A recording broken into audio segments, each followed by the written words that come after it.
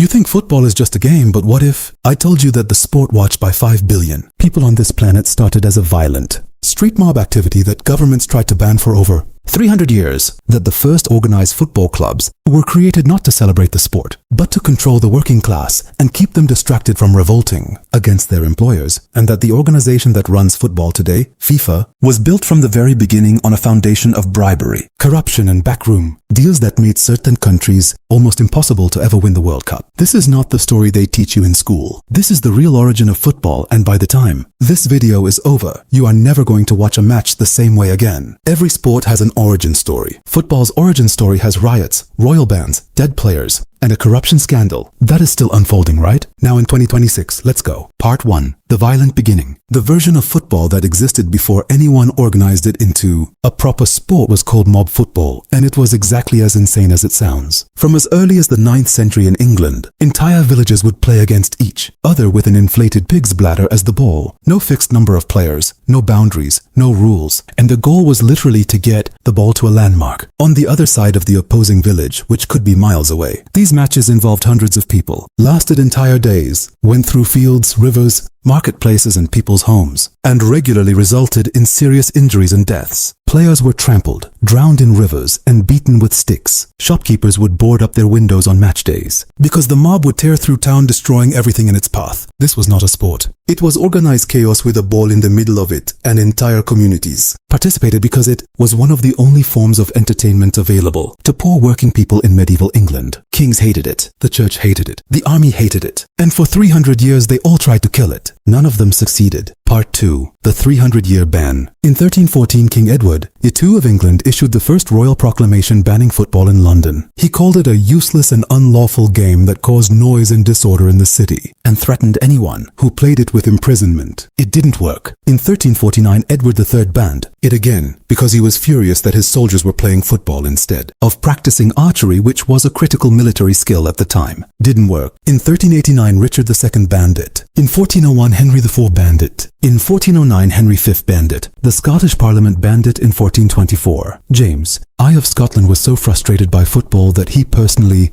wrote into law that none men play at the football, and still nobody stopped playing. For over 300 years, the most powerful monarchs in Europe repeatedly tried to erase this game from existence, and the working class kept playing it anyway because it was one of the few things in their brutal, difficult lives that belonged entirely to them. The game survived every ban not because it was organized or protected, but because it was too deeply embedded in the culture of ordinary people to ever be fully suppressed by people who had never needed it the way the poor needed it. They couldn't ban it. So eventually the powerful decided to do something much smarter. They took it over. Part 3. How the elite stole the game. In the mid-1800s, something shifted. The elite private schools of England, Eton, Harrow, Rugby, Charterhouse, began adopting football as a structured sport within their institutions. Each school had its own rules, its own version of the game, and they began playing against each other. In 1863, representatives from these schools and early London clubs met at the Freemasons Tavern in London and formed the Football Association, the FA, which created the first standardized set of rules for the game. On the surface, this looked like progress, and in some ways it was. It gave the sport structure, legitimacy, and a pathway to the organized competition we know today. But here's what the history books leave out. The men who formed the FA were almost entirely from the upper and middle classes, educated, wealthy, connected, and the rules they created were designed to make football respectable, enough for gentlemen to play. This meant removing the most violent elements that had made the working class version of the game what it was. And more importantly, it meant that the people who had kept football alive for 300 years, against royal bans and church condemnation, the working class communities of England suddenly found themselves playing a version of their own game that had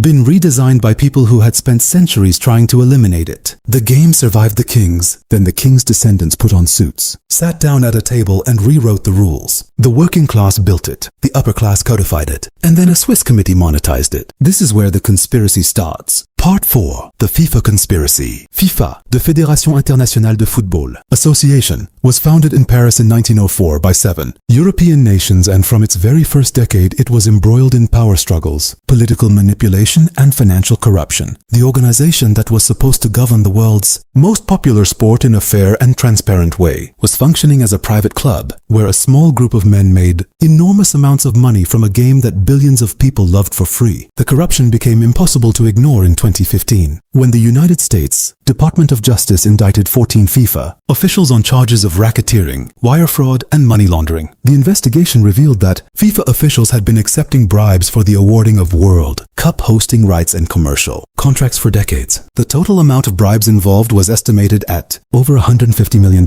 Sepp Blatter, the FIFA president, who had run the organization for 17 years, was banned from football. Multiple vice presidents were arrested. The entire executive committee was exposed as a network of men who had been selling the integrity of the world's most watched sporting event to the highest bidder while presenting themselves as the guardians of the beautiful game. And here is the part that connects directly to what you watched at this World Cup. The same structural corruption that allowed FIFA officials to sell World Cup hosting rights for cash is the same structural corruption that creates an environment where refereeing decisions can be influenced, where VAR protocol can be selectively applied, and where the president of the organization can publicly say he suffered watching his preferred team lose without anyone in a position of power saying that is a problem. The 2015 scandal was not the beginning of FIFA's corruption. It was just the first time they got caught badly enough that a government with subpoena power decided to act. So the game that started as a village riot survived 300 years of royal bans, got taken over by the elite, and ended up controlled by a Swiss organization that treated it like a private ATM. But here is what makes football different from every other sport. None of that killed it. Part 5 and how the game evolved into what it is today. From the FA's founding in 1863, the game spread faster than any sport in human history. British sailors, merchants, and engineers carried it to every corner of the world as the British Empire expanded. By the 1880s, football clubs were forming across Europe and South America. By the 1900s, it had reached Africa and Asia. The first World Cup was held in Uruguay in 1930 and 13 nations participated. Today, 211 nations are members of FIFA, more member states than the United Nations. The tactical evolution of the game is equally extraordinary, from the chaotic kick and rush style of early organized football to the total football philosophy developed by the